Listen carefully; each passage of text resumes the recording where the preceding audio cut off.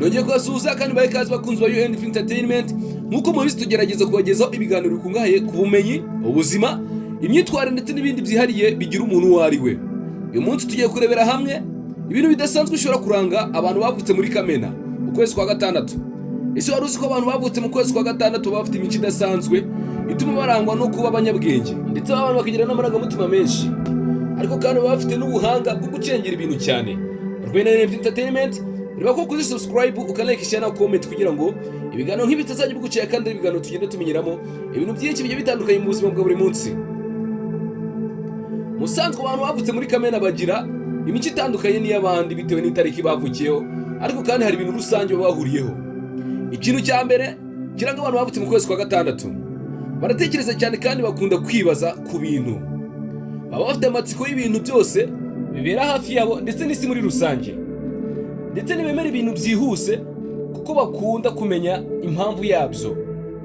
Ibintu bizi aho ngaho ntabwo babikunda, cyane cyane noneho iyo batazi impamvu yabyo aba ari kuri kubi rwose, kubera ko ibintu batazi imva n'imvano yabyo ntabwo babikunda, kubera ko impamvu nyamukuru baba bashaka kumenya ni ukumenya aho ibyo bintu byaturutse cyangwa se impamvu y'ibyo bintu. Niyo mpamvu rero abantu bakunda gutekereza cyane kandi bagakunda no kwibaza ku bintu muri rusange. Ikintu cya kabiri kizakwereka abantu bavutse mu kwezi kwa gatandatu, ariko kwezi mu kinyarwanda bita Kamena, uzasanga mu buzima busanzwe ari abanyamahoro kandi bifuza gutera imbere mu buzima. Akenshi ntibakunda intonganya cyangwa se ngo bakunde amagambo menshi, oya, baba bashaka gutuza muri bo ndetse bagatekana, ariko bakaba maso ku by'abandi babakorera cyangwa se ku by'abandi bashaka kubereka. Iyo ushaka gukorera ikintu umuntu wavutse ku kwezi kwa gatandatu agira amakenga menshi cyane ku buryo utapfa kumukorera ibintu rwose ngo usange wenda ntiyakuvumbuye cyangwa se ntiyabimenye. Abantu bavutse mu kwezi kwa gatandatu cyane cyane baba mu maso cyangwa se bakagira amakenga. Ikintu cya gatatu uzasangana abantu bavutse mu kwezi kwa gatandatu bakunda ukuri. Umuntu wavukiye muri Kamena cyangwa se mu kwezi kwa gatandatu ntashobora kwihanganira ikinyoma habe na gatoya, kubera ko ukuri ni ikintu cya mbere kibaranga. Iyo umubeshye rimwe byamugiraho ingaruka cyangwa se bikamubabariza umutima. Niyo mpamvu rero aba bantu iyo abeshye cyangwa se ukababwira ikintu kitari cyo inshuro imwe yonyine, biba bishobora kugira ingaruka zikomeye ku mutima wabo ndetse bikanangiriza cyane amarangamutima yabo.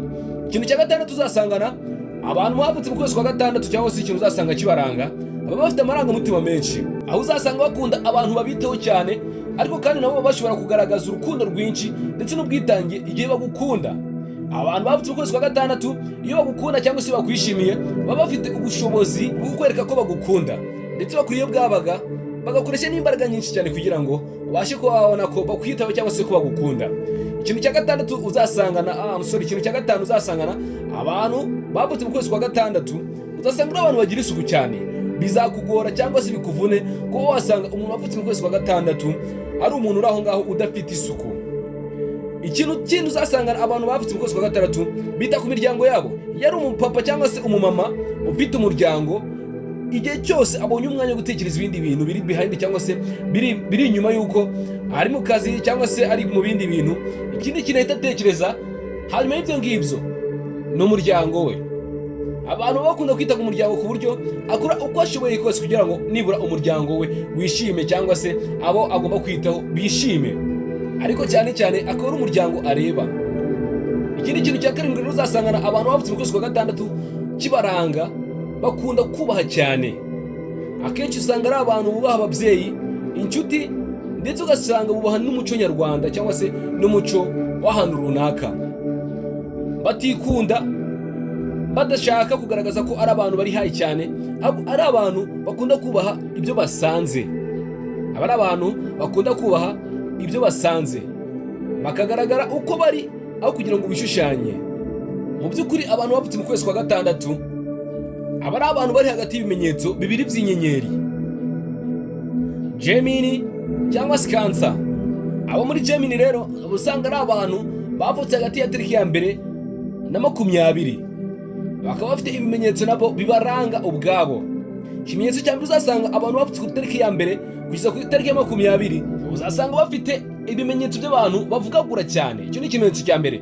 Ikimenyetso cya kabiri uzasanga ari abantu bafite ubwenge bwinshi cyane ugereranyije n'abandi bantu. Ikimenyetso cya gatatu uzasanga bagira impinduka zihuse mu mitekerereze. Ntabwo bagorwa no gufata umwanzuro cyangwa se ngo bagorwe no gutekereza ibintu ngo bibavune. Oya, impinduka ije ako kanya mu mitekerereze iza ibangutse. Ikindi kintu uzasangana abantu bavutse mu kwezi kwa gatandatu tariki ya mbere kugeza kuri tariki ya 20, abantu bavutse muri iyo range yo kuva tariki ya mbere kugeza kuri tariki ya 20. Ikindi kintu uzabasangana bavugira ku mugaragaro, bakunda ibijyanye no gutanga ibitekerezo ndetse n'itumanaho. Iyo ari inama mwakoze cyangwa se hari ikindi kintu mwakoze gisaba ibitekerezo runaka, abantu bavutse mu kwezi kwa gatandatu kuva kuri tariki ya mbere kugeza kuri tariki ya 20 n'abandi bari aho ngaho hagati batanga ibitekerezo, kandi ibyo bitekerezo ugasanga abantu benshi baje muri iyo nama nibyo bagendeyeho. Kubera iki? Kubera ko biba birimo ubwenge bwinshi bitewe nuko abo bantu baba batekereza byagutse. Ikindi kintu uzasangana abantu bavutse mu kwezi kwa gatandatu kuva tariki ya mbere kugeza tariki ya 20 ndetse n'abandi bantu bari aho ngaho hagati bakunda ubuvanganzo muri rusange, bagakunda kuvuga mu ruhame, ndetse n'akazi k'ubunyamakuru cyangwa se ubuyobozi aba ari akantu kabo cyangwa se aba ari ikintu cyabo, baba bagishoboye cyane. Naho abantu bavutse ku nyenyeri ya Kansa cyangwa se abari hagati ya tariki 21 na tariki 30 z'ukwezi kwa gatandatu, aba ngaba nabo baba bafite ibintu bibaranga. Ikintu cya mbere, aba ari abantu barangwa no kugira umutima woroshye, bita ku bandi bantu kandi bakunda umutekano w'urugo cyangwa se umutekano w'ahandi hantu hose baba bari. Aba ngaba ni abantu bakunda kwigira umutima woroshye.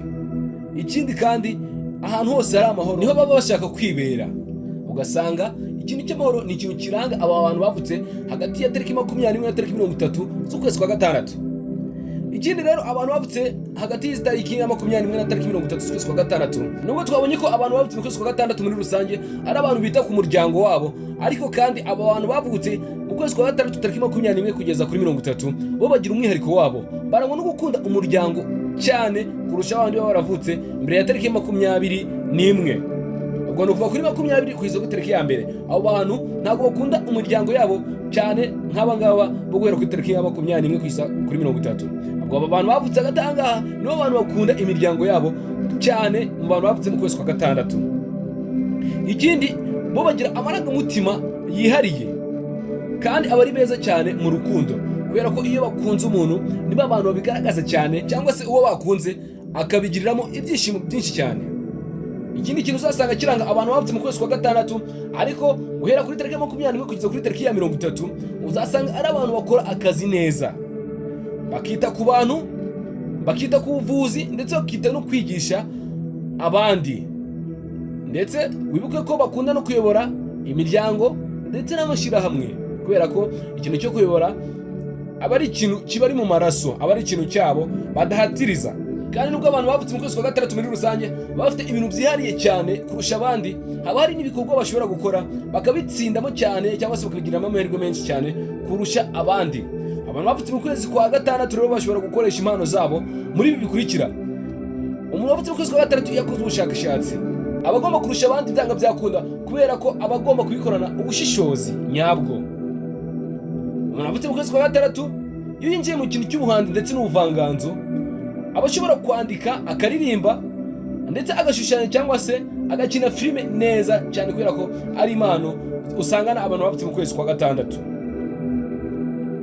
Umuntu wavutse mu kwezi kwa gatandatu iyo yinjiye mu kintu cy'uburezi cyangwa se ubujyanama, kubera ubushishozi bwe agira, cyangwa se kubera ubushishozi bw'abantu bagira abavutse mu kwezi kwa gatandatu, bakunda kumva abandi ndetse bakabagira n'inama. Ibyo ngibyo bikaba byatuma rero baba abambere, cyangwa se ibintu bagiyemo bakabitsinda cyane. Ndetse abantu bavutse mu kwezi kwa gatandatu, imirimo isaba kwitonda ndetse n'inyigisho iyo babyinjiyemo babibamo neza, nko kuvura, kwakira abantu cyangwa se customer care, cyangwa se kuyobora. Iyo babyinjiyemo nta muntu ushobora kubarusha uko byagenda kose. Ariko nubwo aba bantu bafite imbaraga cyangwa se bakagira n'impano zigiye zitandukanye, baba bafite ibyo bagomba kwitaho ubwabo, kubera ko bagira ubwoba bwo gufata ibyemezo. Akenshi batekereza cyane ku ngaruka, ibyo ngibyo bikaba byabatinza mu gufata icyemezo, cyangwa se ugasanga byabasigaje inyuma. Ikindi cya kabiri, bagira amarangamutima menshi cyane. Ugiye kugira ngo amarangamutima menshi cyane, biba bishobora gutuma ugira agahinda kenshi cyane igihe wumvise ibyo udashaka, cyangwa se ukababazwa n'uducogocogo, bitewe n'uko bagira amarangamutima yoroshye cyangwa se amarangamutima ari hafi. Ikintu cya gatatu abantu bavutse mu kwezi kwa gatandatu bagomba kwitondera ni ukwishora mu rukundo batatekerejeho bihagije, kubera ko ibi ngibi biba bituma rimwe na rimwe bakomererwa mu rukundo. Ikintu cya kane uzasanga abantu bavutse mu kwezi kwa gatandatu baba bagomba kwirinda kugira isoni n'ubwoba bwo kwerekana ibyo bashoboye, kubera ko nyamara nubwo baba bafite byinshi baba bashobora gutanga, ngo iyo bagize ubwoba cyangwa se bakagira isoni, amahirwe ashobora kubacika kandi bafite ubushobozi bwo gukora ibyo bashoboye. Niyo mpamvu rero akantu k'isoni n'ubwoba aba atari byiza ku bantu bavutse mu kwezi kwa gatandatu. Uko nguko niko abantu bavutse mu kwezi kwa gatandatu bameze. Niba uri umwe muri abo rero, menya ko ufite impano itangaje kandi itandukanye n'iz'abandi. Menya ko ufite ubushobozi bwo guhindura isi mu buryo bwihariye kandi bukomeye. Komera ku ndangagaciro zawe, uharanire gukura mu bitekerezo kandi wubaha abandi nk'uko nawe ushaka ko bakubaha. Barakumenya na Entertainment, rero ko kuzisubscribe ukanekisha na comment kugira ngo ibiganiro nk'ibi tuzabiguciye kandi ibiganiro tugenda tumenyeramo ibintu byinshi bigiye bitandukanye mu buzima bwa buri munsi. Ibiganiro nk'ibi nakagaruka. Ciao ciao, murakoze cyane.